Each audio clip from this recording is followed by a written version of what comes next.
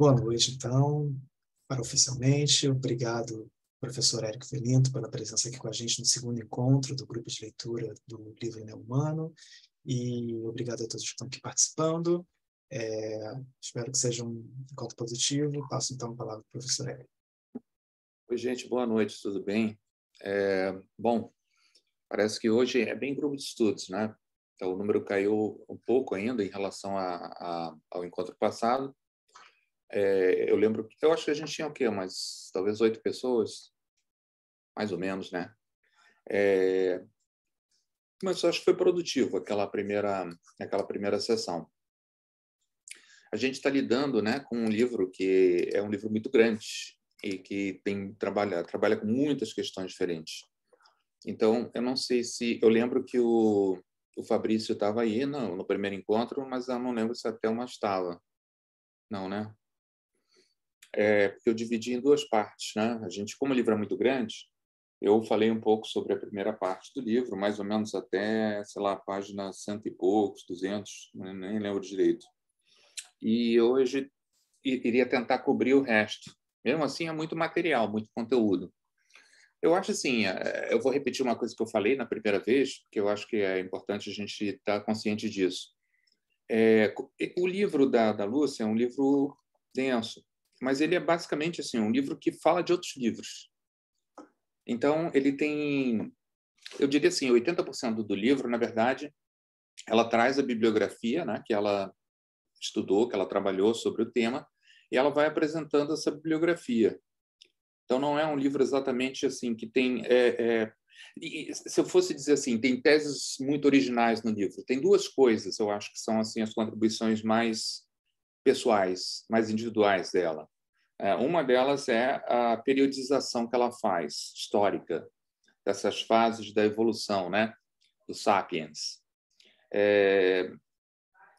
Que é, até certo sentido, nova, porque várias pessoas já fizeram essas proposições, ela passa por vários autores que sugeriram diferentes formas da gente dividir esses períodos históricos e culturais, mas ela tem lá as suas singularidades e ela explica mais ou menos por que ela faz essas escolhas, né, de dividir em 7 momentos, que hoje até a gente vai falar bastante sobre isso.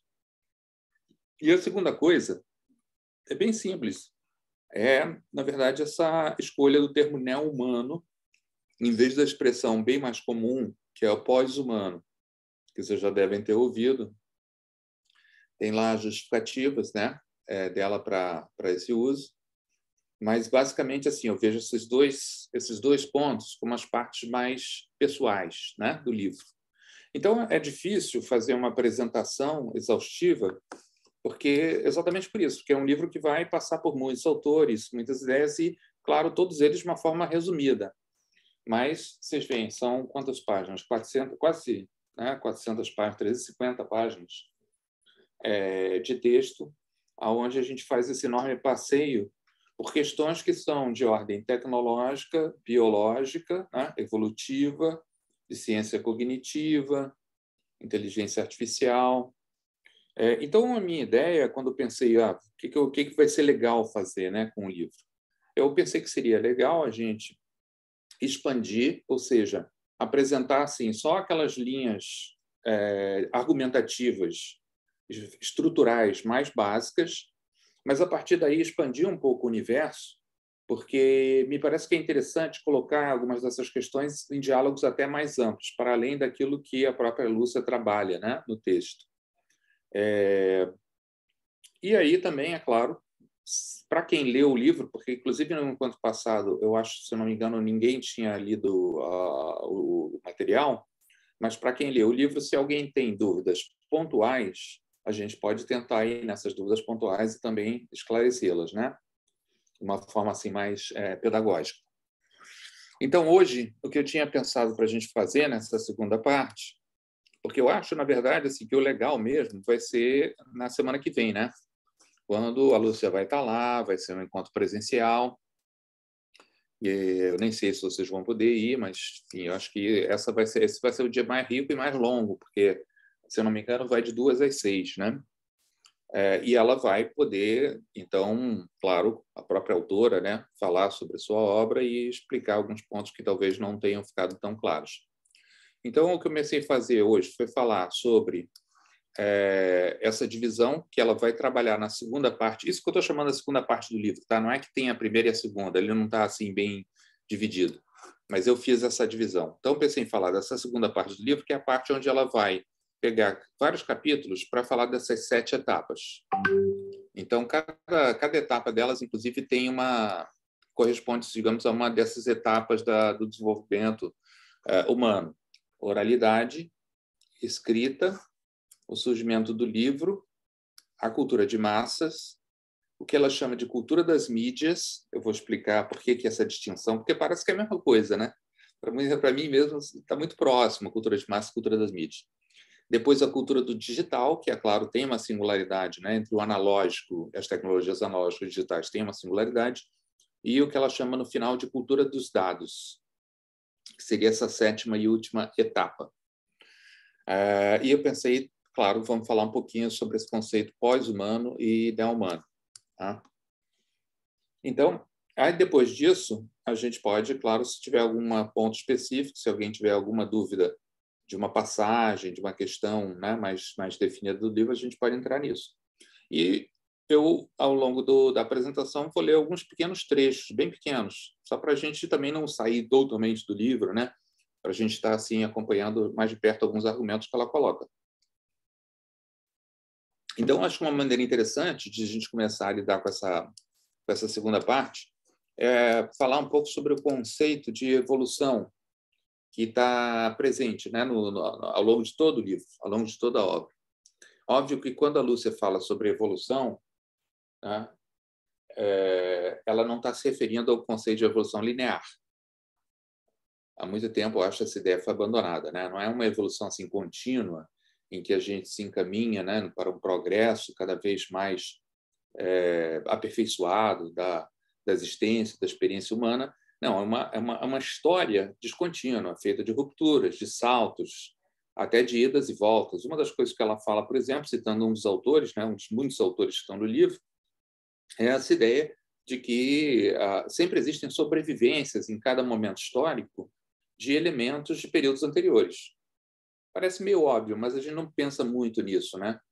No encontro passado, inclusive, uma coisa que eu acho que eu mencionei foi essa ideia desenvolvida pelo McLuhan, né? Um autor que ela cita bastante, o teórico canadense da Escola de Toronto, de que cada teoria, cada tecnologia, cada mídia, ela, em certo sentido, ela toma elementos de mídias anteriores e reconfigura a partir de uma nova estruturação tecnológica. Então, muitos conteúdos, por exemplo, da televisão, vieram do cinema, que foi remediado na televisão e adaptado, né, à gramática específica da linguagem televisiva. E assim por diante. Assim, a cultura é bem isso. A cultura é um processo onde a gente não tem uma evolução contínua, ela é cheia de rupturas e descontinuidades, mas existem sempre sobrevivências, é claro, de momentos anteriores dessa história cultural. Quando a gente vai analisar a cultura a partir de uma matriz temporal, eu acho que uma coisa que fica bem clara para a gente, que vários autores trabalharam isso, né, é essa dialética entre tradição e inovação, que compõe mesmo o mecanismo básico de funcionamento da cultura. Toda cultura ela tende a preservar certos elementos estruturais fundamentais. Aliás, a sociedade ela tem que trabalhar com essa noção de que ela tem uma certa estabilidade. Do contrário, ela não pode nem se sustentar enquanto ideia, né, abstrata, a sociedade. Ela necessita desse polo da manutenção, né, da tradição. Mas, obviamente, é importantíssimo a inovação, a transformação, a mudança. Eu acho até que eu citei o exemplo, né, também no encontro passado, acho que eu citei o exemplo da linguística sociriana, Saussure, que escreveu o Tratado de Linguística Geral, que é uma espécie de um clássico, não só na paralinguística, mas o pessoal da comunicação estuda, né? Pelo menos estudava antigamente. Hoje em dia não sei se fazem mais isso. Mas o próprio Saussure fazia uma distinção que tem muito a ver com isso, que era a distinção entre langue e parole, né? Língua e palavra. Ou seja, língua representa mais ou menos aquele polo da língua que é aquilo que se mantém. e que tem a ver com a expressão abstrata da língua. A língua como um sistema. Tipo assim, você pega a língua num determinado momento do tempo, né? Sei lá, século XIX, vamos dizer, o português do século XIX, que é relativamente parecido com o português contemporâneo. Você faz um corte ali e você toma uma visão assim de conjunto de como é que era a língua portuguesa naquele período do tempo. Nesse intervalo entre o século XIX, do século XIX e hoje, né, obviamente, várias coisas, várias estruturas, várias construções se alteraram. E a gente teve vou usar essa palavra com muitas aspas, tá? Uma evolução da língua.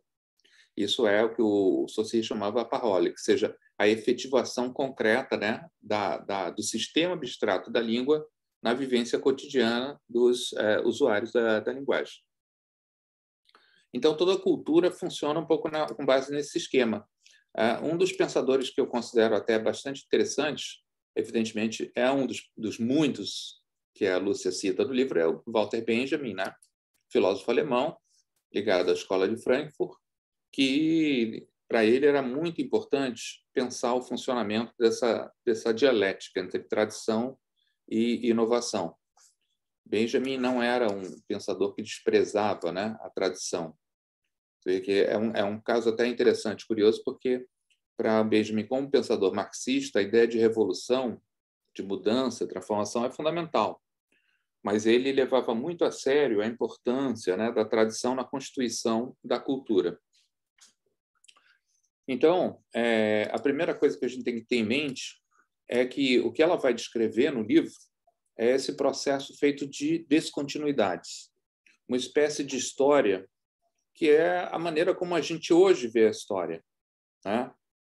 Quando a gente fala, por exemplo, da Escola dos Anais na França, quando a gente fala da nova história, quando a gente fala da história das mentalidades, né? São construções relativamente recentes da ideia de história que rompem com aquela noção tradicional da história como o registro dos feitos grandiosos. A gente passou a pensar a história de uma forma muito mais microscópica, interessada pelos acontecimentos cotidianos, preocupada com as grandes rupturas, né, na suposta continuidade narrativa da história. E autores como Foucault, por exemplo, né, Michel Foucault, com a tentativa que ele faz de reconstituir as epistemes, né, as formas de pensamento, a estruturação dos saberes em cada época, vai estar muito claro como essa história, por exemplo, Foucaultiana, ela é feita com uma narrativa dessas grandes rupturas, dessas mudanças, né, históricas, que às vezes são dramáticas, às vezes nem tanto, né? E eu acho que nas separações que a Lúcia faz, né, nessas fases que ela aponta, algumas são muito mais dramáticas que outras, né? Obviamente, quando a gente passa da oralidade para a escrita, é um salto gigantesco. Mas quando a gente passa da escrita para o livro, a figura do livro simbólica,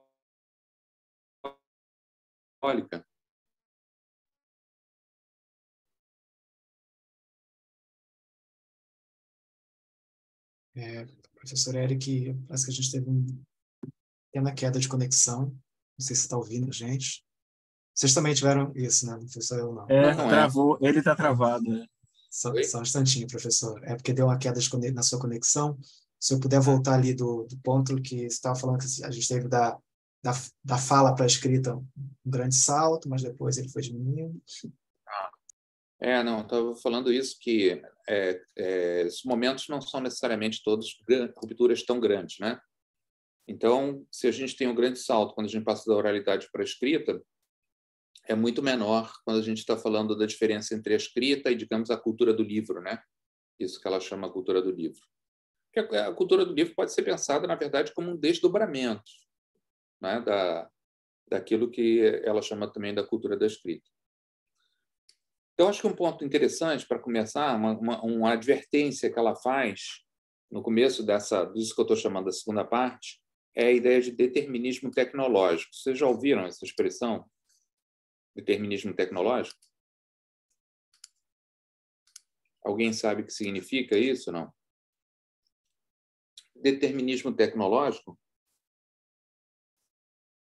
é uma tese segundo a qual a história humana, as nossas realidades simbólicas, são determinadas pelas tecnologias que nós inventamos para interagir com o mundo.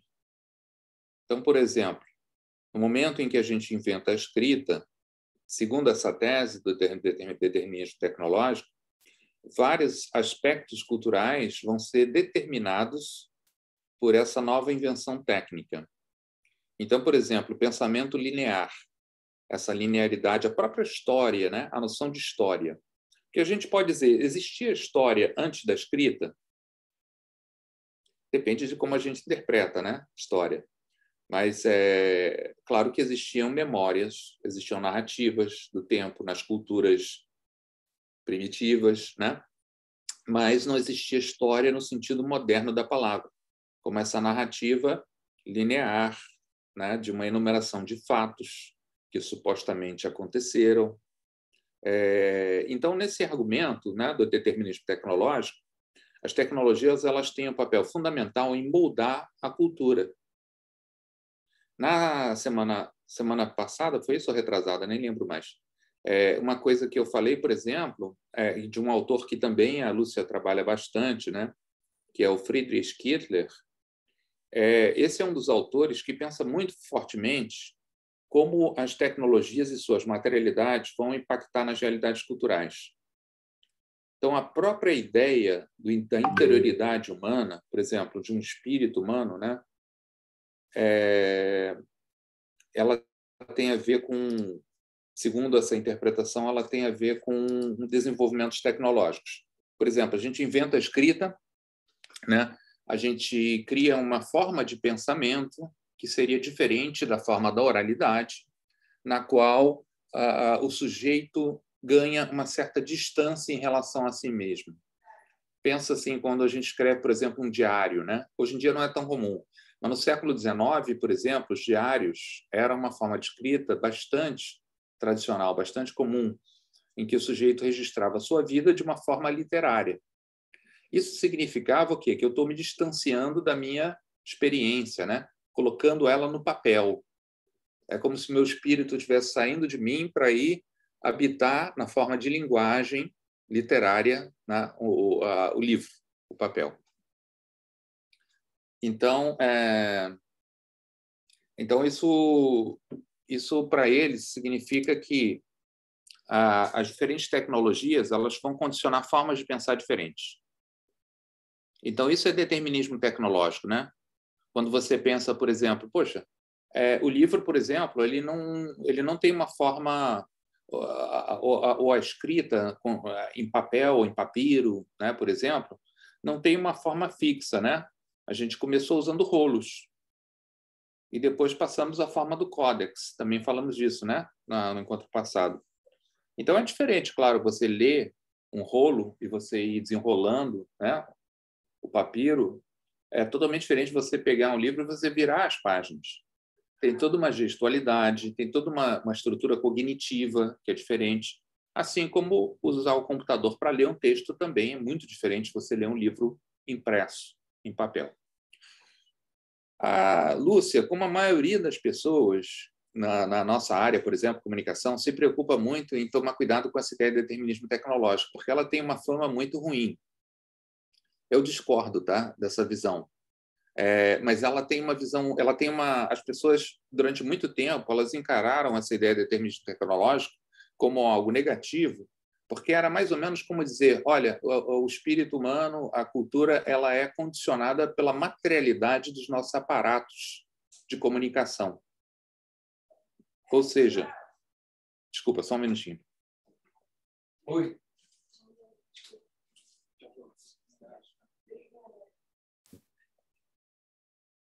Fazer as coisas de casa tem esses imprevistos. Então, eu estava falando do Kittler. Não, eu estava falando dessa coisa, né, do determinismo tecnológico e tal. E alguns autores, como McLuhan, por exemplo, o próprio McLuhan, foram acusados de serem deterministas tecnológicos. Se a gente pega toda a escola de Toronto, a gente pode dizer, toda a escola de Toronto seria determinista tecnológica. A escola de Toronto são esses autores que, no Canadá, faziam parte de um certo grupo, junto com McLuhan, o Eric Havelock, Harold Innis, tá? O Julian Jaynes. São pensadores que, mais ou menos, estavam dentro de um certo registro comum, que era essa noção de que as tecnologias condicionam as formas culturais. Então, quando você fala, por exemplo, de uma civilização da escrita e você opõe a uma civilização da oralidade, você está colocando ali dois modelos radicalmente diferentes de pensamento e de cultura. Tá? Acho que isso não é muito difícil, né, da gente entender, porque a escrita, ela, de fato, vai produzir uma série de diferenças na nossa maneira de pensar, né, inclusive. Mas aí a Escola de Toronto, McLuhan e depois outros autores que vieram mais tarde passaram a receber essa pecha, né? São deterministas tecnológicos. Eles dizem que as realidades humanas, a cultura é condicionada pelos aparatos. Por exemplo, quando Nietzsche falava, né? Nosso pensamento funciona em conjunto com nossos instrumentos de escrita. Né? No século XIX, Nietzsche já dizia isso. Então, mas isso é determinismo tecnológico. Bom, essa é uma opinião minha, né, pessoal? Mas de outros autores também, claro. Não sou o único a dizer isso. Eu acho que falar em determinismo tecnológico é um pouco démodé, porque hoje a gente tem realmente uma noção muito mais precisa de como os nossos aparatos eles influenciam a nossa estrutura cognitiva, transformam, ampliam, a reduzem, né, produzem diversos efeitos muito significativos na nossa maneira de pensar e de construir cultura. Tem um autor, um cara que eu gosto muito, é o Geoffrey Winter-Pyong, que, aliás, ele é inglês, mas ele trabalha no Canadá. E ele é um grande especialista na obra do Friedrich Kittler, que foi esse outro grande autor alemão que escreveu um livro muito conhecido chamado Filme, Gramofone e Máquina de Escrever. E uma coisa que ele fala nos trabalhos dele sobre o Kittler exatamente, ele faz uma brincadeira, né, com essa coisa do determinismo tecnológico. Ele diz assim, durante muito tempo, ser acusado de determinismo tecnológico era um pouco como você dizer que a pessoa gostava de enforcar cachorrinhos, né? Era o pior tipo de ofensa possível que você podia imaginar para alguém. E o Kittler foi acusado, claro, de determinismo tecnológico. O Niklas Luhmann, né, o sociólogo também alemão, porque essas pessoas tinham uma crença muito forte na ideia de que as tecnologias moldam as nossas instituições.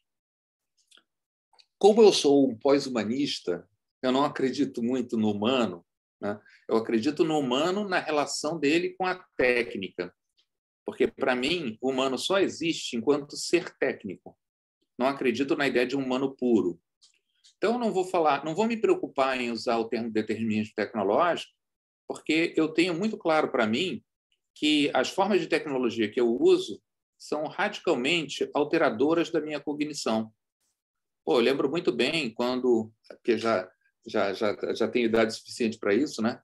De quando eu passei a usar quando eu passei da máquina de escrever para o computador como instrumento de trabalho. E isso gerou, nitidamente, para mim, uma revolução na maneira de pensar, uma diferença radical. De ver o mundo, né, inclusive. Porque aquela linearidade da escrita na máquina de escrever, por exemplo, ou a caneta no papel, ela agora podia ser, em parte, superada. Eu posso botar o backspace, né, voltar para trás, eu posso apagar, eu posso mudar radicalmente meu texto, de uma forma muito mais simples do que antes. Então, isso tem impactos, sim, muito significativos, né? E não sei, isso é meio polêmico, né? Mas, assim, eu não acredito muito que exista, não acredito na ideia de uma alma, né? A alma como uma entidade metafísica que seja simplesmente algo que a gente coloca dentro de um corpo e esse corpo vai interagir com a materialidade, mas a minha alma está lá, separada, pura. Como, por exemplo, no século XVIII, mais ou menos, os pensadores da filosofia, né, ocidental se preocupava com essa questão, que era uma das grandes questões da filosofia do século XVIII. Como é que o espírito move o corpo? Como é que o imaterial se junta com o material para o espírito poder mover o corpo? Olha que interessante isso, né? Então, para mim, não tem isso, entendeu? Para mim, a interioridade ela é um produto cultural, e um produto cultural que tem muito a ver também com as tecnologias. Desculpa, você levantou a mão, né? Não, quando você estava falando sobre essa questão, né, da tecnologia moldando a cognição, a gente em sala de aula vai vendo muito isso conforme vão passando, né, gerações de alunos, como que o meio da internet, as procuras digitais, essa condensação de informação muito imagética, assim, a dificuldade que os alunos têm hoje em dia, às vezes, para ler enunciados simples e fazer... Né? Não, com certeza. Isso é uma coisa que o professor ele percebe, a dificuldade que é uma dificuldade geracional, né? Assim, eles estão tão acostumados a lidar com telas e com uma linguagem audiovisual que o linear do texto é algo difícil. Então, uma coisa que eu acho que a gente tinha que conseguir fazer na educação, que é difícil, não é dizer, vamos abolir o audiovisual. Não, é a gente conseguir ensinar as pessoas a terem várias formas de cognição que possam lidar com essas diferentes comunicações. Então, que você saiba como consumir bem o audiovisual, que você possa ler um livro e ter essa concentração que é exigida, né, para um livro que é diferente da concentração do audiovisual. Então, isso tudo são pontos assim que eu acho que são fundamentais. A Lúcia vai tratar disso em vários livros, né? Que é uma das questões que, para ela, também é essencial. Mas ela começa, então, toda essa segunda parte da obra dela fazendo uma advertência. Ela tem essa preocupação, né? Não é determinismo tecnológico, né? Porque aí não fica muito claro a defesa, né? Que tem de humano, né? O que tem de humano que resiste ao determinismo tecnológico? Porque o livro todo, na verdade, é uma espécie de um louvor, é um diagnóstico, mas também um pouco um louvor dessa coevolução do humano com a tecnologia. A gente evoluiu junto com a tecnologia. Então, quando hoje a gente pensa em cognição, não posso nem dizer a minha cognição está só dentro de mim. Não, minha cognição está espalhada pelo mundo. Quando eu organizo a minha biblioteca e boto os meus livros numa certa ordem, essa ordem que eu coloco materialmente nos livros me ajuda a lembrar onde é que eu coloquei tal livro. Ou seja, isso que alguns pensadores chamam mesmo de cognição distribuída, porque eu coloco ela no meu espaço circundante. Né? Então, é como se, na verdade, eu estivesse até projetando o meu espírito, né, no meio ambiente, se a gente quiser usar essa linguagem metafísica. Então, ela faz essa advertência, né, em relação ao determinismo tecnológico e ela vai passar a falar de 4 níveis, 4 dimensões de funcionamento da cultura. Não é novo também, tá? É uma coisa já bem comentada, porque muitos autores que ela usa também, o próprio Friedrich Kittler e outros autores que são da teoria da mídia contemporânea, vão falar nesses polos, que são basicamente polos cibernéticos, que seria produção, consumo e processamento. Produção, consumo e processamento. O que significa isso? Quando uma cultura ela funciona produzindo conteúdos, ideias, tecnologias, palavras, conceitos, ela produz sempre produzindo conceitos novos, porque ela precisa se renovar. Ela precisa armazenar informação, e aí a gente inventou a escrita, o livro, o computador, são todas tecnologias também de armazenagem, né, de informação, de memória artificial ou natural. E de distribuição, porque precisa circular na cultura, né, essa informação. Ela acrescenta um polo, que é recepção, mas eu acho que é dispensável, porque, na verdade, ele já está compreendido na ideia de distribuição. Então, para mim, seria, na verdade, isso que a gente poderia chamar de tríade cibernética, né? Produção, consumo e processamento. Ela não usa a palavra processamento, né? Mas eu acho processamento interessante, porque processamento é um termo da informática. Mas, se a gente for pensar bem, a gente processa informação na cultura. A gente produz informação nova, a gente consome essa informação e a gente está sempre processando informação, né? na nossa cognição individual e no ambiente cultural.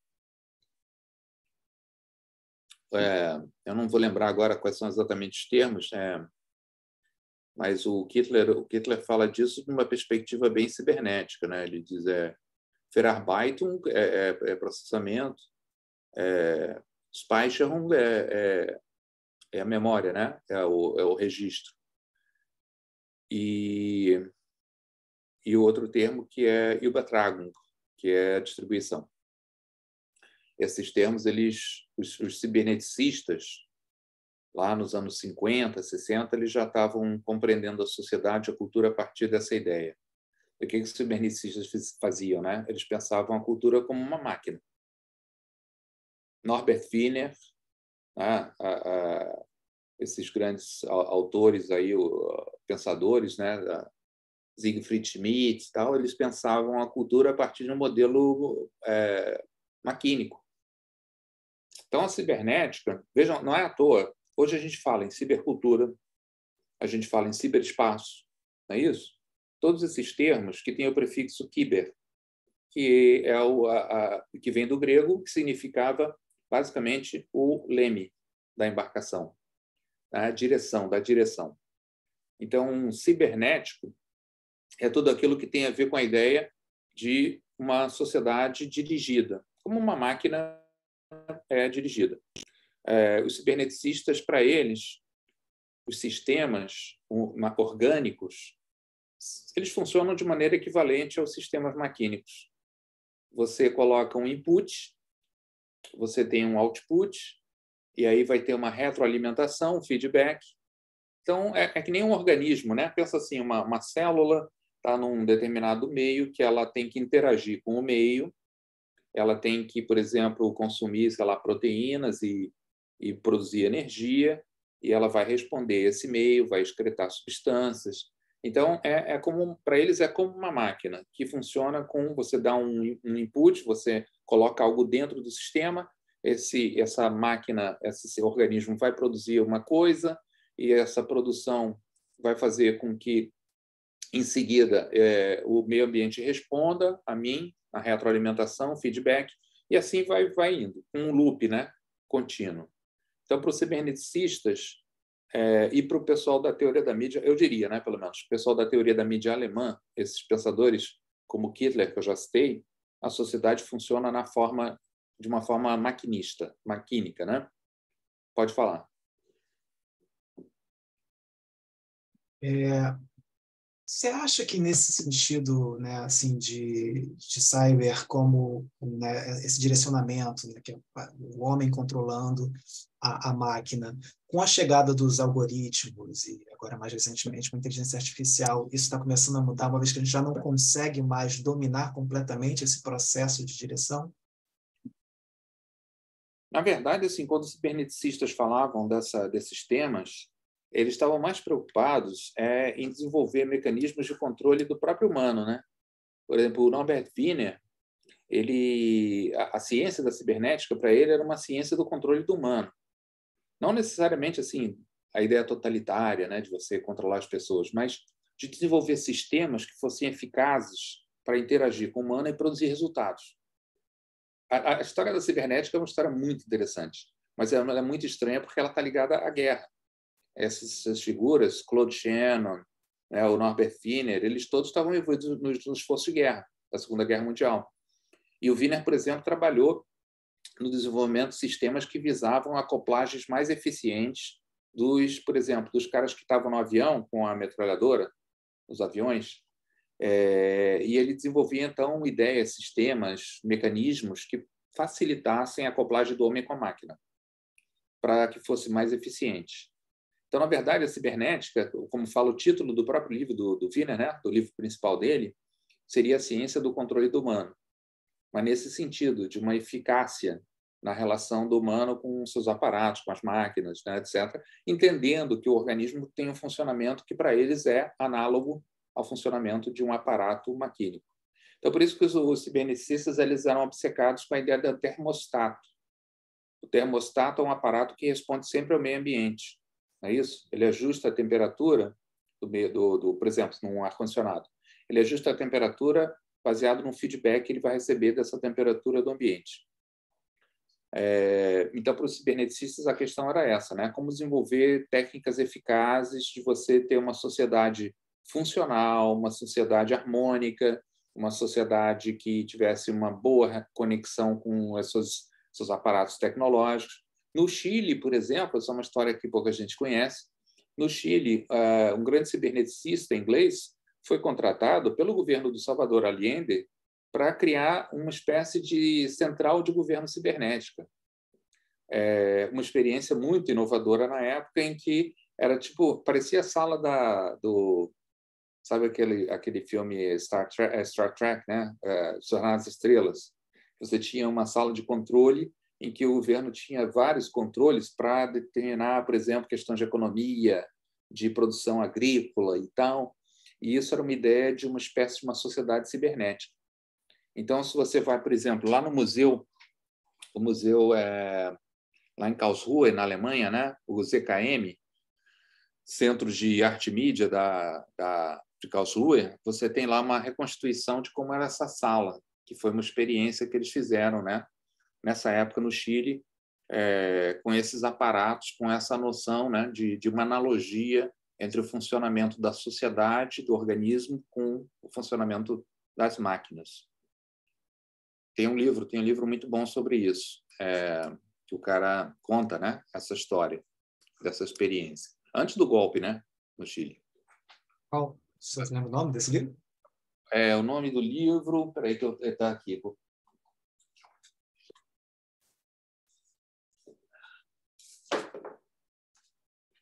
É esse aqui, ó.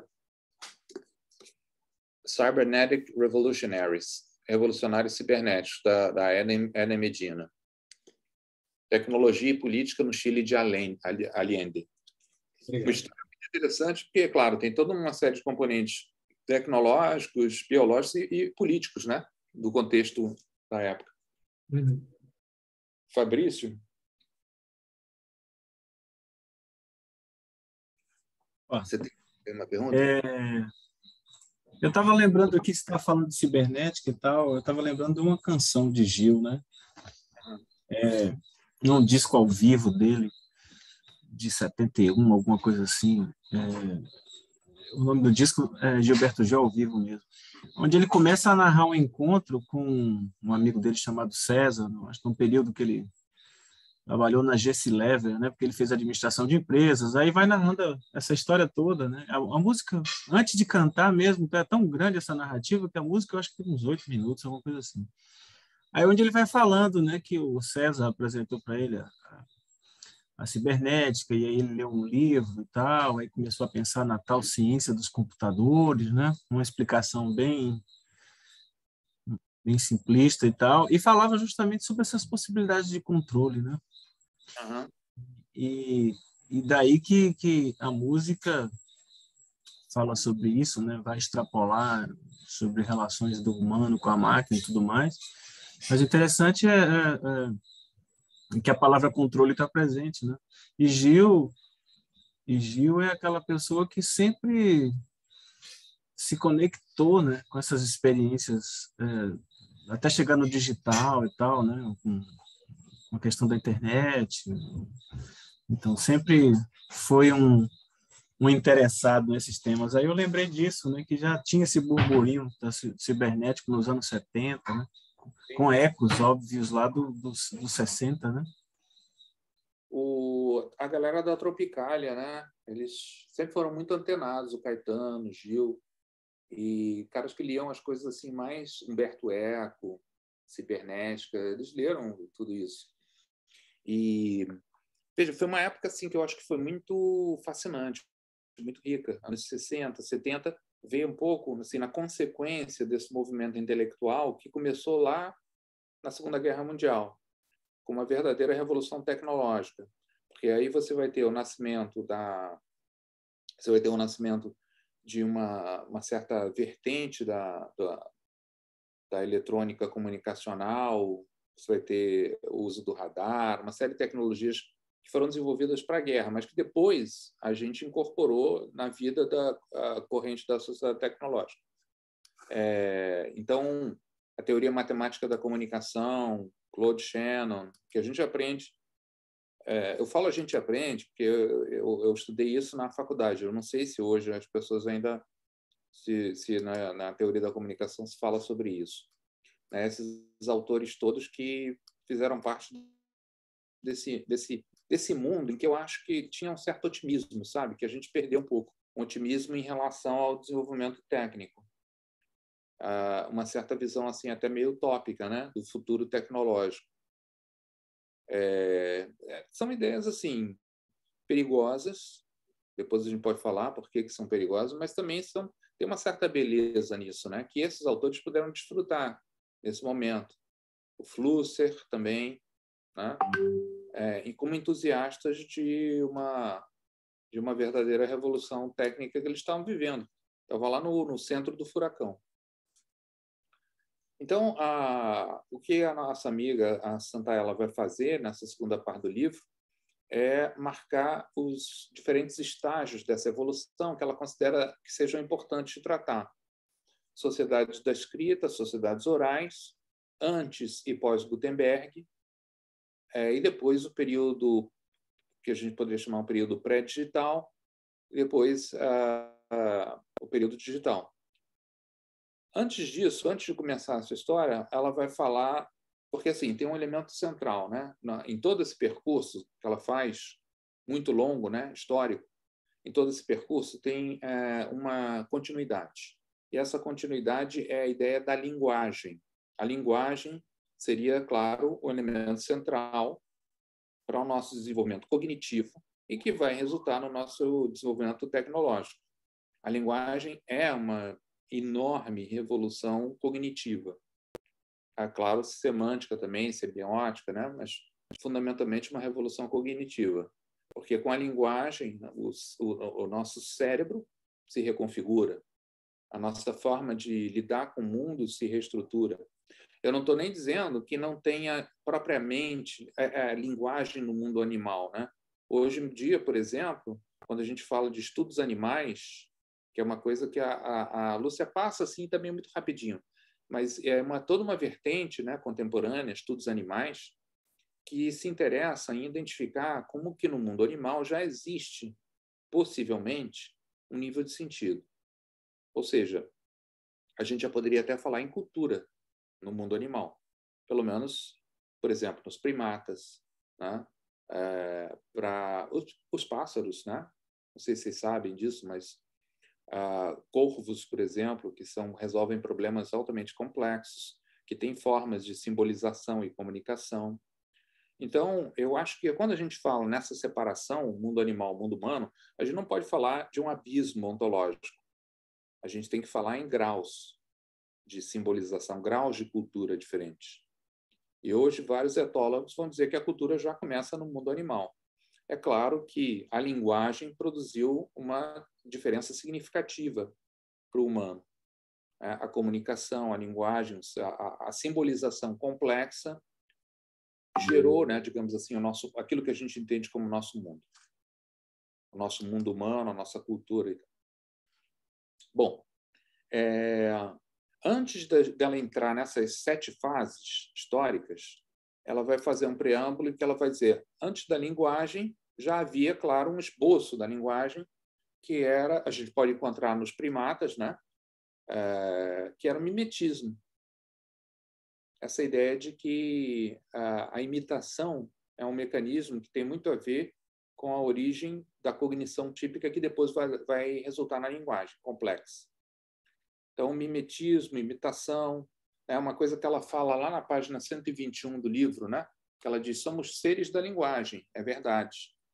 É claro que o surgimento da linguagem ele é um processo progressivo e que nenhum de nós, ninguém sabe, a gente não tem como dizer, né? Como é que começou a linguagem? De onde veio isso? Como é que surgiu? Óbvio que provavelmente a linguagem começou com a emissão de determinados sons. Tem várias teorias, né, sobre a origem da linguagem. obviamente. Algumas já foram abandonadas, outras ainda estão por aí. Então, tem a teoria onomatopaica, não é isso? De que a linguagem começa com a tentativa de você imitar os sons da natureza. E aí, ou seja, tem uma relação natural, né, motivada entre a palavra e a coisa. E depois, no passar do tempo, essa relação vai se tornar arbitrária, né? Então, tem assim 1000 teorias diferentes sobre a origem da linguagem. Aliás, até uma figura muito interessante na história do pensamento sobre a linguagem, a Santaella não cita, mas é um filósofo italiano, Vico, né? O Vico. Para o Vico, por exemplo, a linguagem ela nasce como poesia. Muito bonita essa ideia, né? A linguagem nasce como poesia e depois ela decai no referencial. Então, para ele, tem uma dimensão assim originária da linguagem que é uma coisa criativa, poética, que tem a ver com sei lá, uma expressão do mundo que é dessa ordem artística. E só mais tarde é que vai se transformar em linguagem referencial, que é essa que a gente usa para falar do mundo, né? A linguagem que a gente mais usa na nossa experiência cotidiana. Mas antes da linguagem, então, havia, né, esse mecanismo da imitação, do mimetismo. E, segundo as especulações que a Lúcia coloca, né, no livro, os autores, a linguagem teria começado a surgir mais ou menos há uns 200 mil anos atrás, 250 mil anos, né? Muito tempo.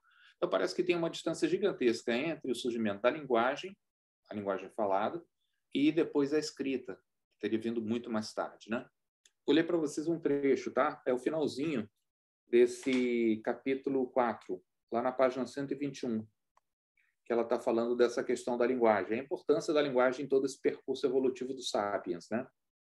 E achei bonito até esse pedaço aqui, mas tem algumas coisas aqui que eu queria fazer uma crítica. Eu queria questionar um pouco algumas colocações que a Lúcia coloca aqui nesse trecho. Ela diz assim: justifica-se assim a viagem retroprospectiva que estamos aqui empreendendo, em busca de um foco irradiador, um foco primordial, imantador, que, em consonância com muitos pensadores, encontro na linguagem e em suas transmutações antropohistóricas. Somos seres da linguagem, o único animal que fala. Cabe aqui a metáfora de Adão, quando abriu os olhos para o mundo e, após comer o pedaço da maçã, sofreu o impacto de um profundo estranhamento diante do fato de que as coisas têm nomes. Todo mundo conhece, né? A narrativa bíblica. Deus cria o homem da terra, não é isso? Do barro da terra, e ele vai, então, dar o dom da linguagem ao homem, porque ele pede que o homem dê nomes aos animais. Aí tem duas coisas aqui. Primeiro, ela fala: eu posso comer um pedaço da maçã. A gente sabe que não era... a gente não sabe se era uma maçã. Porque no texto bíblico está escrita a palavra pri, que em hebraico significa fruto. Então, a gente não sabe que fruta era. Pode ser uma banana, um abacaxi. Sei que a maçã ela encaixa bem, né? Porque a maçã tem a maçã foi entendida assim como fruto do paraíso e depois foi representada em toda uma tradição pictórica, né? A gente tem desde o Renascimento, aquelas pinturas que o cara tá lá, Adão tá pegando, né, a maçã da árvore, né? Desculpa, Eva, na verdade, né, que toma a maçã e dá a Adão. E que ela diz assim: sofreu um impacto de um profundo estranhamento diante do fato de que as coisas têm nomes. Não sofreu estranhamento. Segundo a narrativa, pelo menos, né, do texto bíblico, não foi um estranhamento. Foi Deus simplesmente chamar o homem e dizer: você vai dar nomes, né, aos animais. E uma coisa bem interessante no mundo antigo, esse mundo, por exemplo, do Velho Testamento, eu acho que eu congelei, né? Ou não? Deu uma travadinha. A gente ainda estava te ouvindo, mas a imagem já tinha congelado. Eu estava aqui na atenção, mas a gente está ouvindo, tá conseguindo ouvir. Pode continuar. Uma coisa bem interessante é que muitas culturas antigas, essa relação com a linguagem, ela era muito visceral, né? Ela era de uma ordem muito natural, de modo que os nomes, eles tinham relações com as coisas, vezes, né? Então, acho até que eu já falei disso antes. Então, quando chamam o cachorro de, por exemplo, Kelev, que em hebraico glev é coração, que é essa proposição como. Então, como coração, o cachorro é como o coração, é fiel. É bonito, né? Essa noção de que as palavras têm uma conexão natural com as coisas. Isso era algo relativamente comum em sociedades arcaicas, né? Então, isso nos coloca no solo da natureza e, ao mesmo tempo, fora dela. É verdade. Nós viramos seres cindidos, né? Estamos no mundo, na natureza, mas a gente, com a linguagem, a gente fica também essa distância, a gente passa a falar sujeito e objeto. Estou eu aqui, o sujeito, e o mundo, o objeto. Então, eu estou no mundo e, ao mesmo tempo, de certo sentido, eu posso me colocar para fora dele, né? Falando nessa distinção entre sujeito e objeto. Em Uma Corda Bamba, que Edgar Morin, em Um Enigma do Homem, chama de brecha antropológica, então deu-se por perdida a ilusória unidade do ser. Simbolicamente, né? A gente pode dizer, essa narrativa bíblica é uma espécie de símbolo, uma alegoria, né? De uma certa origem da cultura, que é o momento em que o homem se distancia do estado natural, dando nomes às coisas e criando essa distinção entre o sujeito e o objeto. Essa mesma unidade que a poesia luta incansavelmente por reencontrar. É bacana. Lutar com as palavras é a luta mais, sabe, a constatação de Carlos Drummond de Andrade. Então, vocês veem que para você, claro, para vários outros pensadores, a linguagem ela está no foco desse desenvolvimento cognitivo dos sapiens ao longo da história. E aí ela vai então passar para as várias fases. Vamos falar um pouquinho dessas fases, né? Só para entender bem que fases são essas. A primeira, né? A gente já falou, a oralidade. Nessa fase da oralidade, quando o homem começa a se comunicar e a linguagem articulada, a linguagem falada aparece, quais são, digamos assim, dois elementos centrais? O mito e a memória. O mito e a memória. Como vocês definiriam o mito? O que vocês acham que é o mito, né? Por que o mito é um elemento central desse momento inicial do desenvolvimento cognitivo, do surgimento da linguagem? O que é para nós o mito? E por que ele é esse elemento tão fundamental dessa cultura oral inicial? O que ele é para nós, talvez já não é mais a mesma coisa que era para as sociedades místicas em si, né? Acho que você está ouvindo a gente ainda? Está travando um pouco, professor. Sua imagem já congelou completamente. Acho que ele travou, né? Acho que ele travou. Não sei se esperar aí dar uma estabilizada. Não sei se é a chuva, né? Que dá... É a chuva. Mas a voz vocês estão ouvindo, né? Estamos ouvindo com, assim, às vezes dá umas picotadas, mas a gente está conseguindo compreender o todo, creio. A Carmen falou aqui, tentativa de explicar a vida. Você ainda está ouvindo a gente bem, professor? Eu estou ouvindo vocês direitinho. Eu estou vendo que a minha imagem está congelada.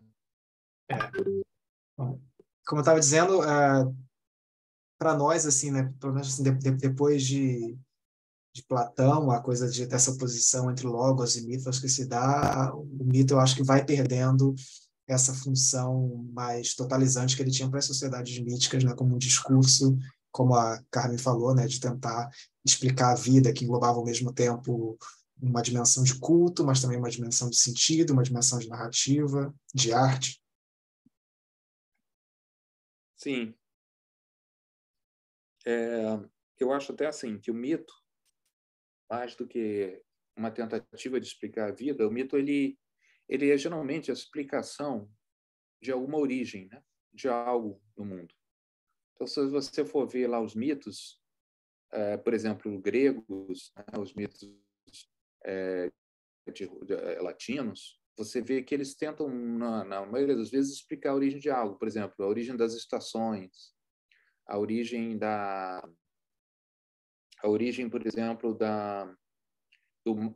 das desgraças no mundo, né? O mito de Pandora, da caixa de Pandora. que é uma tentativa de explicar por que existe sofrimento, né, no mundo.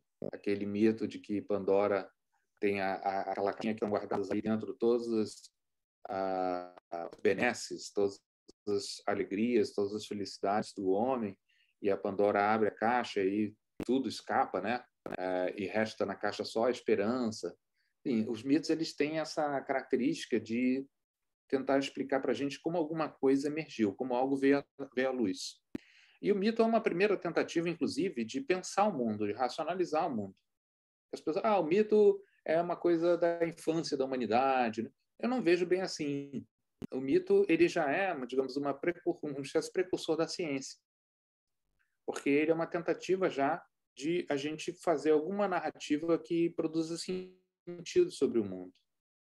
E como a Carmen falou ali, né, a origem do cosmos, dos deuses, do homem, né? Isso tudo é a narrativa mítica. E a narrativa mítica, geralmente, ela tinha um caráter cíclico, né? De coisas que se repetem.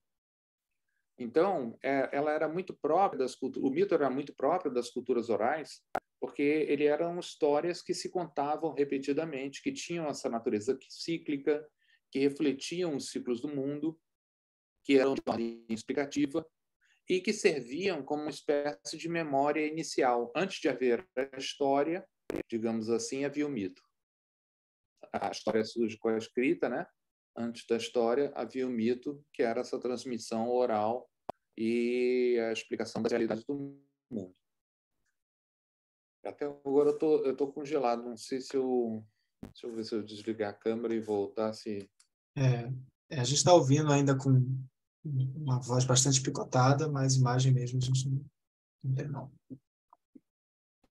A conexão aqui ela é bem rápida, mas quando chove, né, às vezes fica Dá umas instável. instabilidades. Deixa eu ver se vai voltar aqui. Bom, então, mito e memória também estão ligados, porque o mito, na era da oralidade, o mito era o registro também, né, de um passado, pelo menos imaginado. Inclusive, existe, né, uma teoria, hoje em dia não se fala muito, né, nisso, mas existe a teoria do evemerismo, né, que é essa ideia de que os deuses, as figuras míticas, na verdade, são grandes figuras do passado. São homens que foram endeusados. Tá? Agora voltou, né? Ou não? Voltou. Beleza.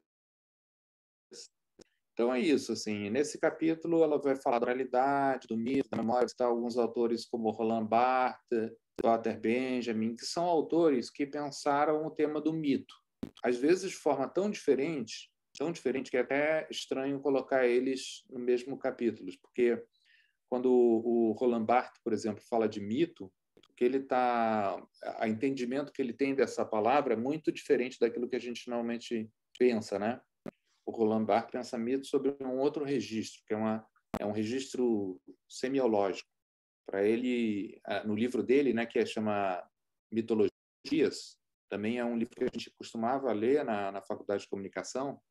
No livro Roland Barthes, o que ele vai fazer é analisar, por exemplo, propagandas modernas, contemporâneas, né, e identificar por trás dos sentidos literais dessas propagandas um sentido mítico, que ele lia como mítico. Então, por exemplo, ele vai falar assim da propaganda do sabão em pó. Não sei se vocês já repararam, toda propaganda de sabão em pó tem essa ideia de que lava mais fundo, né? Lava na profundidade.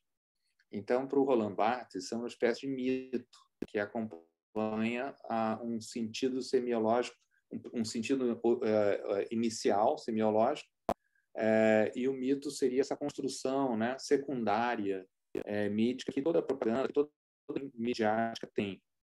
Então, o Roland Barthes ele usava mito já até no sentido mais contemporâneo. Dizer, olha, hoje, quando a gente fala de mito, a gente está falando da mídia, a gente está falando da publicidade, a gente está falando da televisão, do cinema, onde os mitos vieram habitar, como uma espécie de sistemas semióticos, né, sistemas semiológicos parasitários, que estão acompanhando o sentido original da mensagem.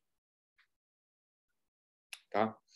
Então, assim, basicamente isso que ela faz nesse primeiro momento. E vai fazer esse desfile de autores para discutir diferentes dimensões do mito. Mas o que importa é a gente ter em mente que quando a gente fala em oralidade, cultura da oralidade, a gente pensa logo na ideia de mito e de memória. Tudo bem? A gente pode seguir? O segundo momento que ela fala é o da escrita, né? É aí que a gente tem um salto. Pô, vamos passar da oralidade para o texto escrito, para o registro. E é óbvio que a gente pode falar de 1000 transições, né? A gente pode falar a escrita numa rocha, numa pedra, a escrita num papiro, né? A escrita em diferentes suportes, que, claro, vão transformar também a realidade cultural. Eu não lembro agora, depois a gente pode checar, se era o Eric Havelock ou Harold Innis que tinha essa ideia. Ele fazia uma distinção entre culturas do tempo e do espaço. O que ele queria dizer com isso? Era assim, quando uma cultura, por exemplo, que usava a escrita em matéria dura, tipo pedra, né? Sabe? Quando tinha, por exemplo, aquelas estelas que nem a pedra de Roseta, que os soldados de Napoleão encontraram, a pedra de Roseta, vocês sabem, né, a história. A pedra de Roseta foi um documento super importante para traduzir, por exemplo, os hieróglifos egípcios, que era uma pedra que eles acharam lá no Egito. Essa pedra tinha uma escrita com hieróglifos e embaixo tinha o texto em grego e em copta. Então, como já se sabia a língua grega, por exemplo, começaram a fazer análises para decifrar os hieróglifos, que até então ninguém sabia ler, né? Então, se eu não me engano, foi o Harold Innis, né, que fazia essa distinção. Então, você tinha culturas do tempo, porque elas usavam essas formas duras, a pedra, por exemplo, para registrar a memória. Então, são substâncias, são materiais mais duráveis, mas são materiais muito difíceis de serem transportados, porque é pesado, né? Você ficar carregando uma rocha, você não vai levar uma rocha. Tipo os 10 mandamentos, sabe, que Moisés recebeu de Deus, está nas pedras, né? E ficar carregando de um lado para o outro é meio cansativo, né? Então, são impérios que são muito centralizados, porque eles, digamos assim, eles se propagam no tempo, mas têm dificuldade de se propagar no espaço.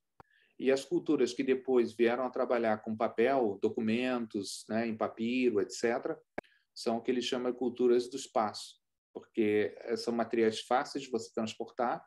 Então, as leis do imperador podem chegar em qualquer parte do império rapidamente, porque o papel é fácil, né? O papiro é fácil, mas também é muito frágil, então não resiste tanto ao tempo. E isso é uma ideia também que o pessoal da escola de Toronto, né, trabalhou, aquilo que a gente tinha falado no negócio do determinismo tecnológico, né, antes. Então, com a escrita, a gente vai ter, evidentemente, uma série de transições, né? O ideograma, né? As escritas ideogramáticas. E até hoje a gente tem escritas ideogramáticas, certo? No chinês, por exemplo. No chinês também, no japonês também tem caracteres ideogramáticos, que são aqueles caracteres que, em vez de traduzirem um fonema, uma sílaba, eles traduzem um conceito, não é isso? Quase como se fosse uma imagem mental. Então, até hoje, a gente tem línguas que usam ideogramas, mas houve um processo em que muitas escritas passaram do ideogramático ao alfabético. Ou seja, essa ideia de que os símbolos da escrita, a maioria deles, né, começou como algo que imitava uma coisa do mundo e depois foi perdendo esse caráter, né, de relação imediata e foi virando um signo arbitrário. Então, você pensa, por exemplo, na letra hebraica B, Beit, a segunda letra do alfabeto hebraico, né, Beit, depois do Aleph. O Beit ele tem um formatinho que parece um pouco uma casa, um teto, né, e um chão. E a palavra Beit em hebraico é casa também. E é claro que com o tempo ele foi perdendo esse caráter e virou tipo um fonema, ou uma letra, palavra como a nossa letra B hoje. Então, mesma coisa com relação à escrita, a gente não sabe muito exatamente, né, quem inventou, de onde veio a escrita.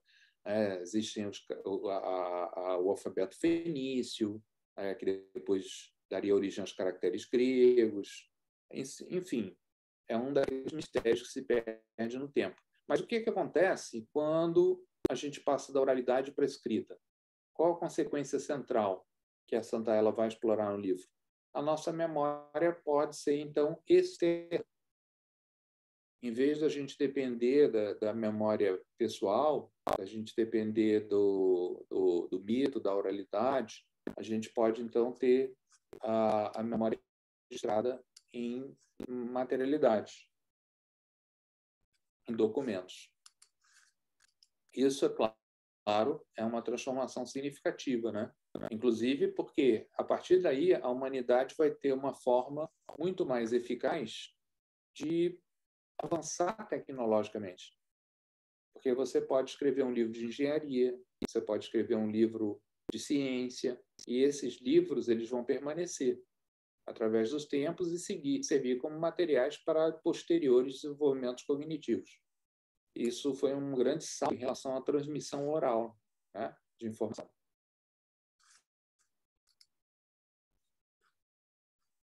O terceiro momento que a Lúcia vai falar é o que ela chama assim, o surgimento do livro. Tem muita gente que vai dizer que, na verdade, o livro é uma consequência, né, da escrita. Mas ela traça essa singularidade, essa distinção, porque ela quer falar assim da especificidade da invenção da imprensa. Sabe? Quando a imprensa é inventada e você, em vez de você ter gente que fica loucamente copiando livros à mão, como acontecia na Idade Média, nos monastérios, que os monges ficavam lá o dia inteiro copiando, né, à mão livre, cometendo vários erros de cópia, surge a imprensa, né, os tipos móveis. E veja bem, não foi nem o Gutenberg que inventou, né? Mas ela fala, claro, do Gutenberg porque no Ocidente seria, digamos assim, a figura simbólica. Mas na China, muito antes do Gutenberg, já tinham inventado tipos móveis. Só para a gente ver. Mas vamos dizer que o Gutenberg seja assim, um símbolo nosso assim, dessa diferença radical que é a cultura do livro. Ela é um desenvolvimento importante. A Santaella associa a cultura do livro com a ideia da teoria.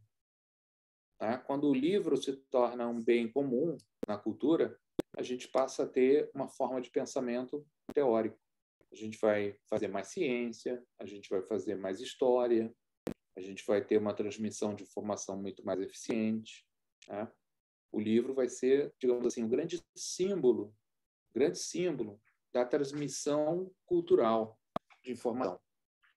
E é a personagem central no romance do Umberto Eco, O Nome da Rosa. Alguém já leu? Alguém chegou a ler O Nome da Rosa, do Umberto Eco? É um romance bem divertido, né? Que a questão que o Umberto Eco coloca lá, a brincadeira que ele coloca é que é um monastério onde tem uma biblioteca maravilhosa na Idade Média e um dos monges resolve esconder um livro perdido, que era o livro da Comédia de Aristóteles. Ele achava que era muito perigoso que as pessoas lessem o livro da Comédia de Aristóteles.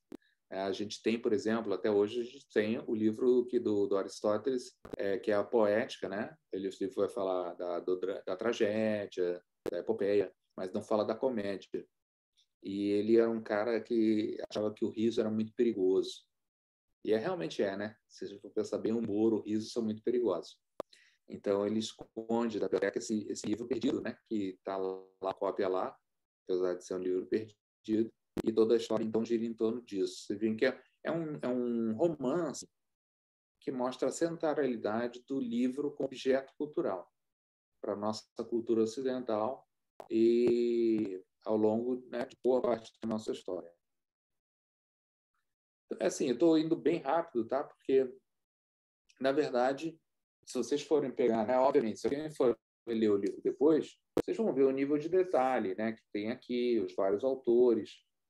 Mas, como eu falei para vocês, boa parte disso são autores que a Lúcia está explicando, está reproduzindo no texto. Então, assim, mais importante do que os autores e as minúcias são as ideias estruturais. São essas chaves básicas, né, de interpretação.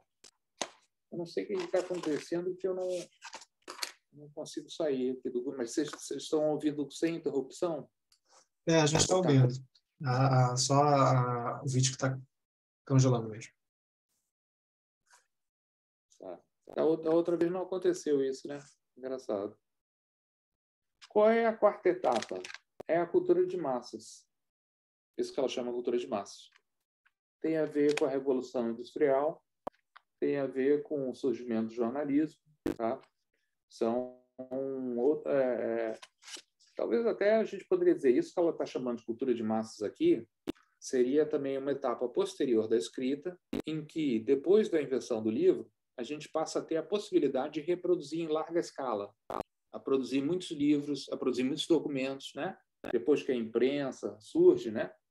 A gente passa a ter essa possibilidade de ampliar o acesso das pessoas ao conhecimento, à informação. Então, ligado à Revolução Industrial também. Isso. Ela vai falar dessas duas coisas. Eu pensei assim o capítulo, né? Por um lado, a importância da Revolução Industrial, que vai afetar todas as áreas da vida humana e vai trazer essa ideia de produção em massa, né? Quer dizer, quando a gente fala comunicação de massa, cultura de massa, a gente, na verdade, está falando de uma estrutura comunicacional que é análoga ao modo de produção, que é a produção em série, quando as indústrias passam a ter linhas de montagem e produção em série. Então, o pessoal da Escola de Frankfurt, né, os autores, pensadores da Escola de Frankfurt, como o Theodor Adorno, eles falaram muito sobre esse tema da cultura de massa, de uma perspectiva crítica, né? Para eles, a cultura de massa era símbolo de alienação, de uma informação massificada, alienadora. Eu acredito, espero que a gente tenha superado um pouco essa visão apocalíptica, né, dos frankfurtianos. Mas ela pega um pouco essa ideia da linha de montagem, da produção em série, que, por exemplo, a gente tem no modelo Fordista, a produção de automóveis, né, em linhas de montagem, e eles mostram como é que isso vai aparecer em toda a cultura, inclusive nas formas de comunicação. Então, lá na página 178, por exemplo, tem um trechinho que ela vai falar sobre a importância da Revolução Industrial. E lá mais para o final da página, ela diz assim: embora o estudo histórico comparativo e as reflexões filosóficas sobre as máquinas sejam de grande interesse, o objetivo no momento é retomar minhas 3 grandes categorias de máquinas nas suas relações com os humanos: o nível muscular motor, letra A, o nível sensório, letra B, e o nível cerebral, letra C, a ser estudado nos próximos capítulos. Esses 3 níveis são históricos, quer dizer, o muscular precede o sensório e, por sua vez, precede o cerebral, o que não significa que um nível leve o outro ao desaparecimento. Ao contrário, eles passam a conviver. Então, o que ela está dizendo aqui? Ela é mais uma das classificações que ela faz. Olha, vou falar um negócio para vocês. Eu acho meio cansativo, assim, eu vou classificar tudo. Mas o livro está cheio de classificação. Então, assim, vamos falar são as 7 fases da evolução do Sapiens. Tem as 3 categorias de expressão da linguagem. Tem as 4 formas de processamento de informação de uma cultura. É legal, mas, assim, na verdade, não diz tanto sobre o impacto cultural, não diz tanto sobre a origem dessas tecnologias. É mais uma forma da gente ter algum instrumento só heurístico, né? Para a gente poder classificar coisas e botá-las num certo lugar, que é bem aleatório até, muitas vezes, é arbitrário, porque tem várias maneiras de a gente fazer essas classificações. Então, quando ela faz... Oi? Desculpa, professor. Você acha que as categorizações que ela faz é uma concessão assim, para talvez atingir um público mais amplo e dar esse conforto de conseguir ver as coisas em caixas, né, que facilita um pouco na hora de prender essa informação? Isso tem a ver, com certeza. Isso facilita, sim. E a Lúcia, uma coisa que eu acho uma grande qualidade da escrita dela, é que mesmo quando ela fala de temas que são complexos, ela não deixa de ser generosa com o leitor. Então, ela tem uma preocupação didática, ela tem uma preocupação em não fazer uma escrita hermética. Isso eu acho mérito. Tá? Eu não acho nenhuma qualidade a pessoa que escreve difícil, né? Que tem um texto... Claro que tem coisas que são muito difíceis, a dizer, filosofia, né? Muitos argumentos são extremamente complexos. Mas eu sempre creio na possibilidade da gente se comunicar as coisas mais complexas das maneiras mais simples.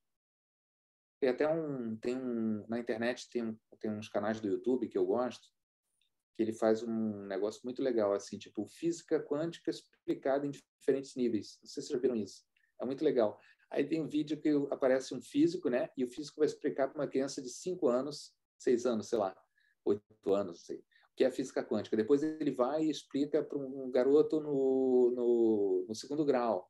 Aí ele vai e explica para um cara que está estudando física na faculdade. Aí ele vai e explica para um cara que tem mestrado em física. É muito interessante, porque você vai vendo como é possível você traduzir, né, em diferentes níveis conceitos com alto grau de complexidade.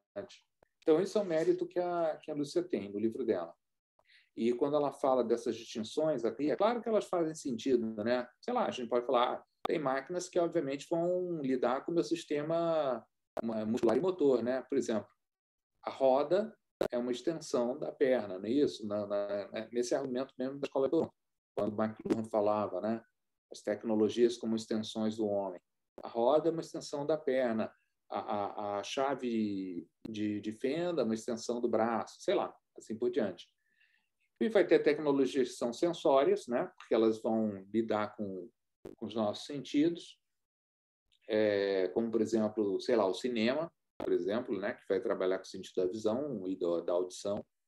E a gente tem tecnologias que ela chama assim o nível cerebral, que seriam basicamente tecnologias comunicacionais, que impactam a gente em nível cerebral. Só que essas distinções, elas não são de modo nenhum claras, né? Muitas vezes a gente está falando de tecnologias que atravessam, né, esses níveis todos, ou que são híbridas, né? Vou falar do cinema, poder dizer, o cinema é uma tecnologia que afeta o nível sensório e o nível cerebral.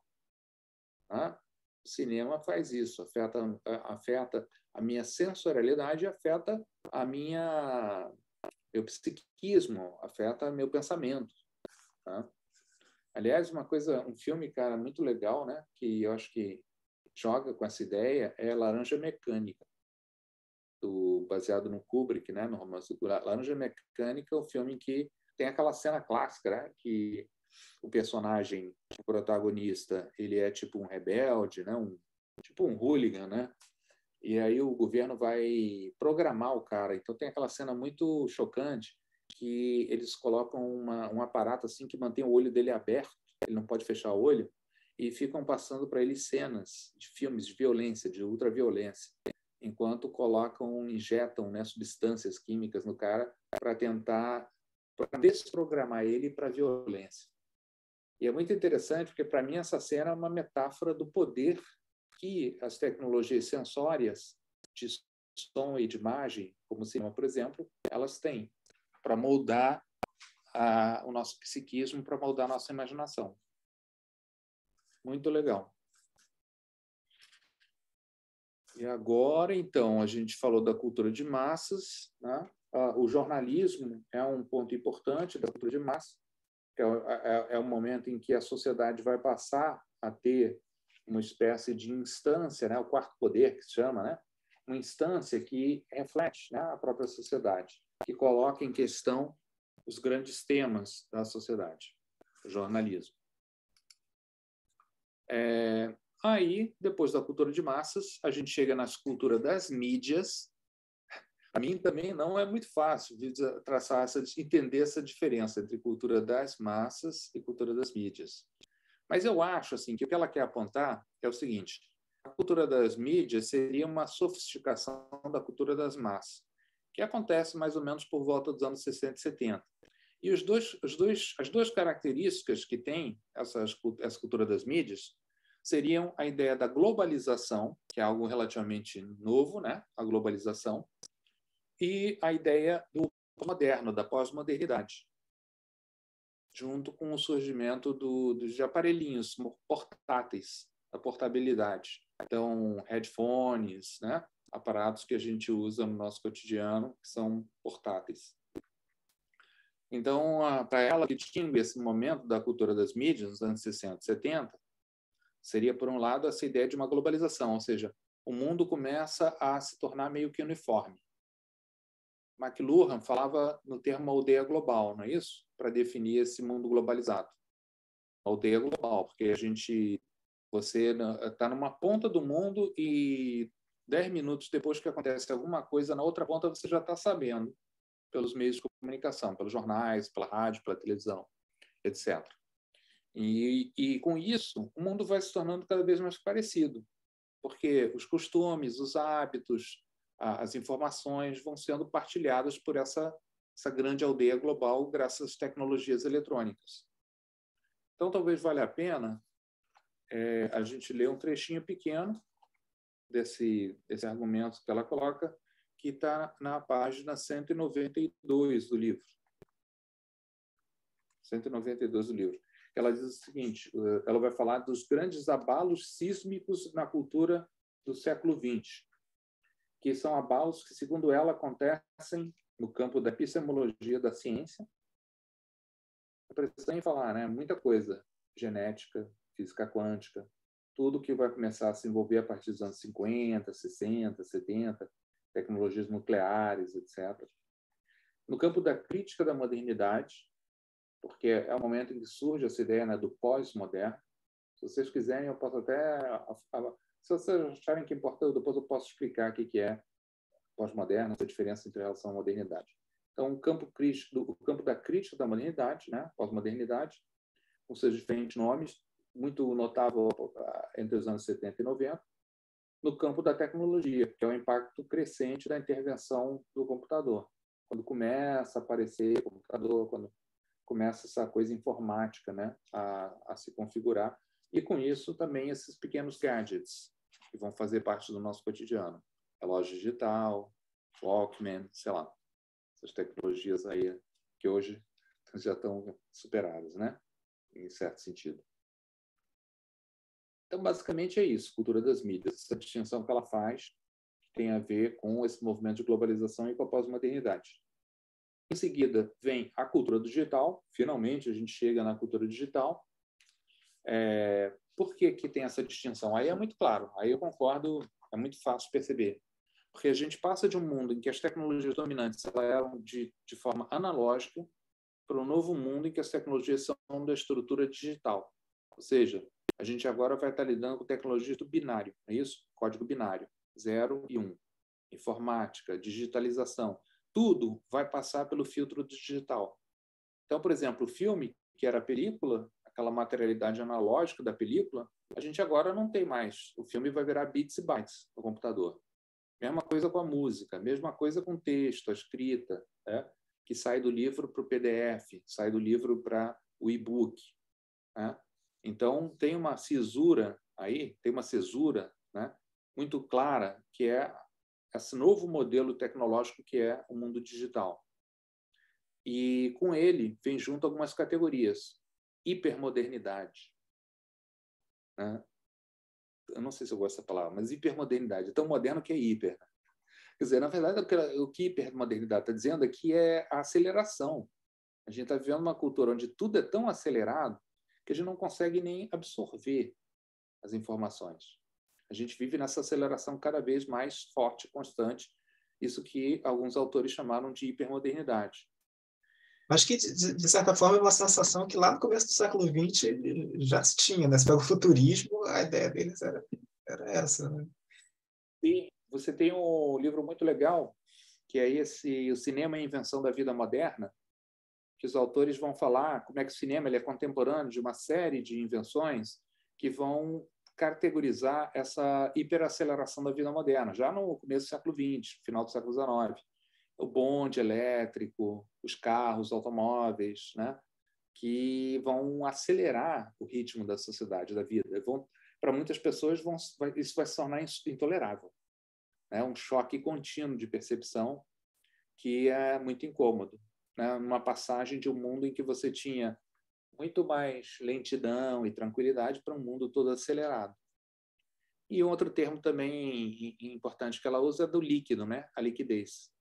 Vocês já devem ter ouvido falar no sociólogo polonês Zygmunt Bauman, toda essa retórica que ele usa, né, da modernidade líquida. Muito básico, na verdade, o que é isso? O líquido é essa ideia de que a gente está vivendo uma época exatamente de uma velocidade radical, em que as coisas não se estabilizam, em que a tradição perde muito da sua força e que a gente começa a viver experiências em todos os campos da nossa vida que são de uma natureza muito frágil, muito fluida, muito líquida. Até o amor, né, é líquido, como fala lá o Bauman. Fala, Fabrício. Eu não sei, Eric, se ela vai falar sobre a modificação dos processos autorais, porque eu fico pensando assim hoje a gente chegou num tal ponto com a inteligência artificial, e eu estava vendo algumas matérias, algumas coisas assim sobre a possibilidade da inteligência artificial recriar músicas, né? E aí eu fiquei pensando sobre essas fronteiras, né, entre a gente detectar o que foi realmente criado por um artista ou por um autor em si. Aí eu não sei se ela vai chegar nesse ponto de falar sobre esse avanço de tal forma que vai interferir nos processos autorais, enfim. Boa questão. Que é meio louco, né, pensar que eu acho que tem alguma coisa circulando aí sobre um álbum de Gal Costa. Não sei como é que isso se deu, se foi manipulado para ficar. Eu não entendi bem. Eu li muito en passant, assim, mas enfim, são implicações até no campo ético, né? Talvez. Né? Com licença, eu poderia falar um pouquinho? Eu sou docente já aposentada, sou da área de letras, trabalhei muito com linguística, e essa questão da inteligência artificial, na questão de criação de linguagem, eu tenho pesquisado, eu estou pesquisando, e o que eu estou fazendo, eu estou pegando o meu trabalho de mestrado, que era em cima de padrões de escrita, padrões de gêneros textuais, e esses padrões, hoje em dia, é o que está sendo feito, é o que está sendo produzido pela inteligência artificial. É como se todo o nosso processo de linguística, que inclusive sumiu da universidade, você estava falando do que sumiu da universidade, né, da faculdade de comunicação, e a linguística sumiu também da faculdade de letras, e todas as teorias de linguística parece que foram implantadas no computador, e agora é o computador que processa, né, em cima de toda a produção textual que já foi realizada pela humanidade. E é tudo padrão, é tudo padronizado. De certa maneira, eu consigo até prever o que a inteligência artificial vai mandar para mim quando eu mando um prompt na inteligência artificial, e vem a ter com essa coisa que nós falamos antes, que você estava falando antes, que é essa questão da padronização que as tecnologias eletrônicas estão trazendo para o homem, para a linguagem e para tudo. Então, eu acho que esse é um tema muito importante de se aprofundar. E vocês que estão aí na área de pesquisa, vocês devem seguir esse caminho, porque precisamos, tá, de pessoas para isso. Eu acho que o que você está dizendo também é próximo da questão que o Fabrício coloca, né?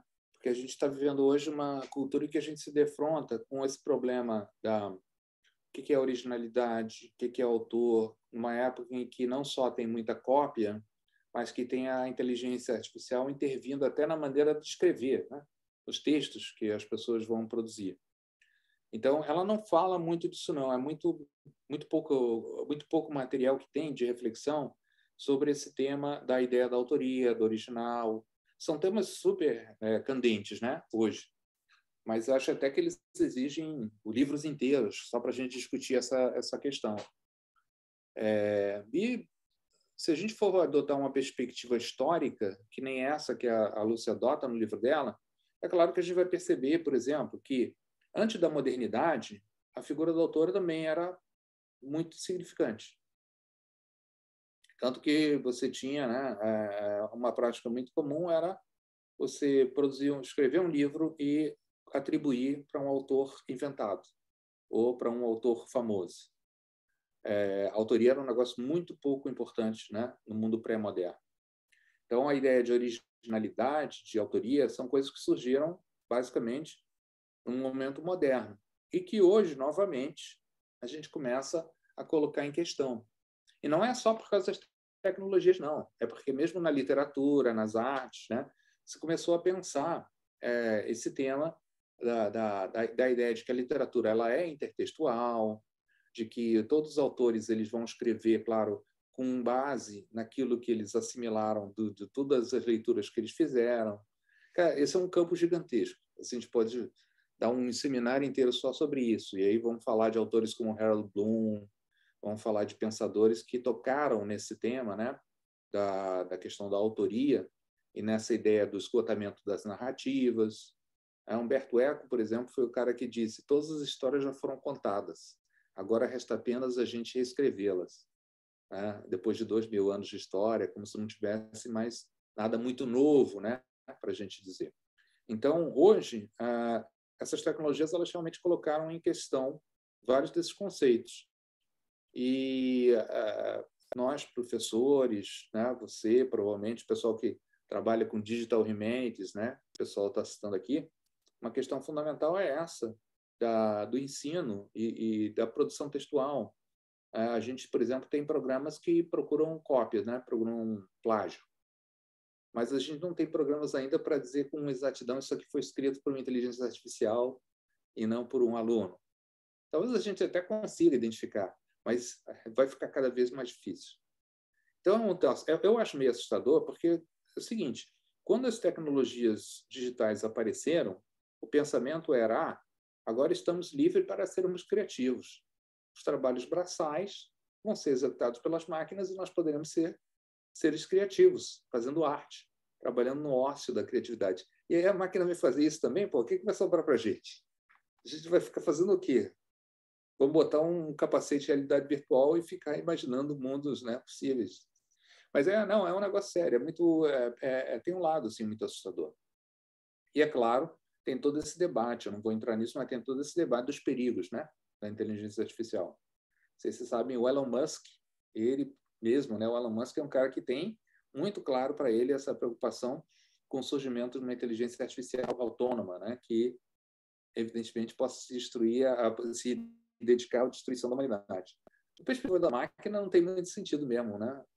A humanidade é muito falha, muito problemática.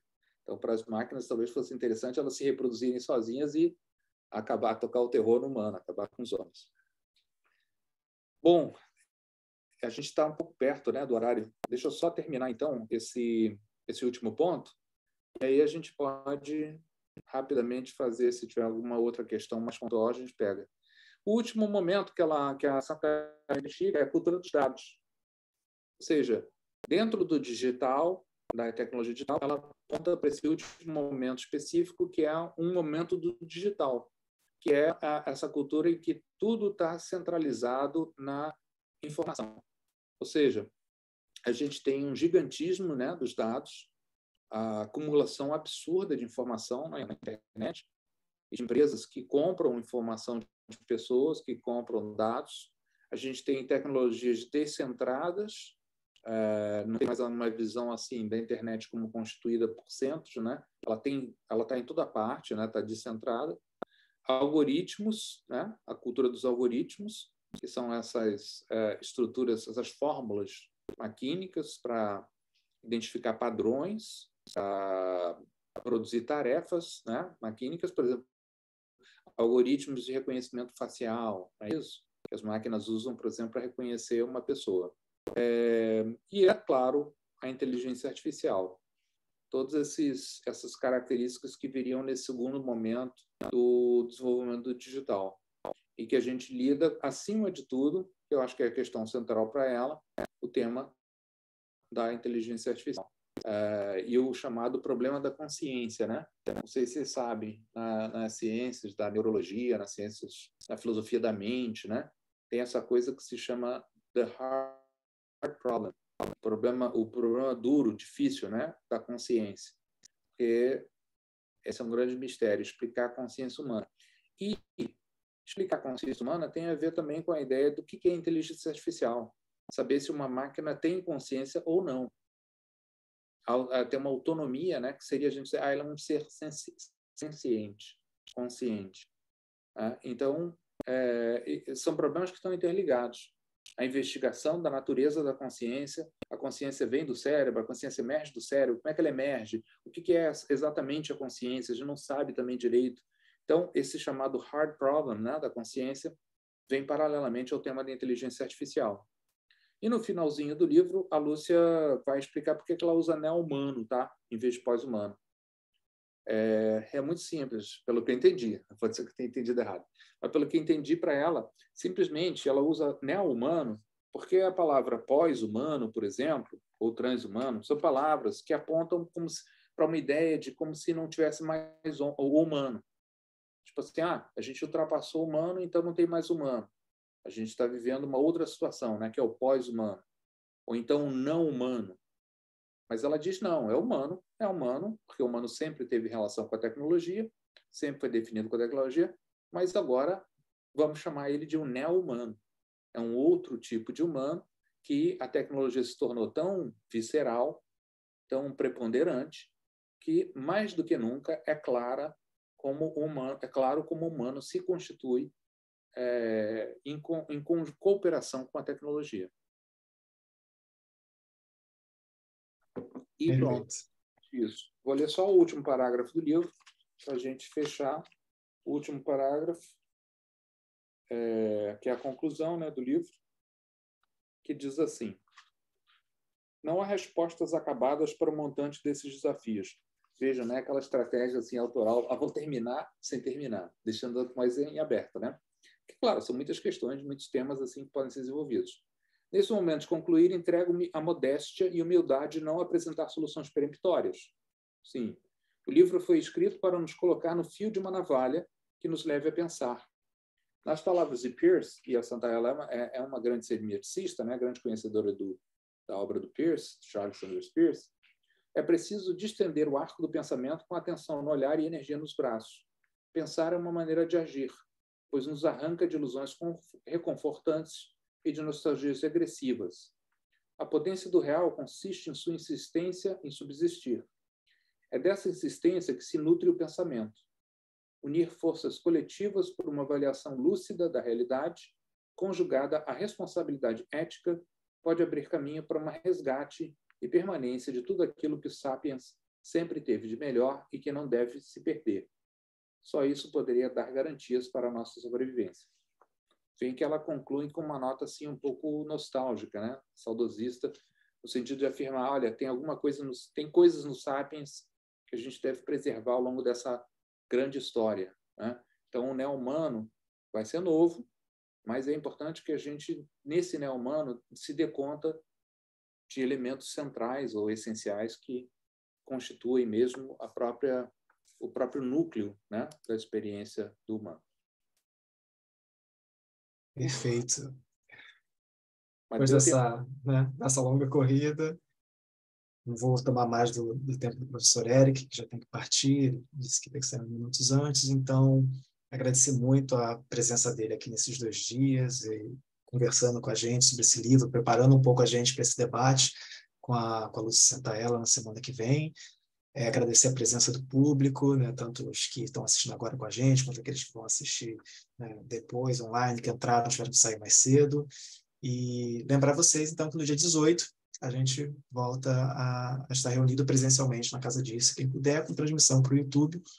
E é isso. Obrigado, Eric. Obrigado, gente. E a gente se fala na semana que vem. Espero ver vocês lá e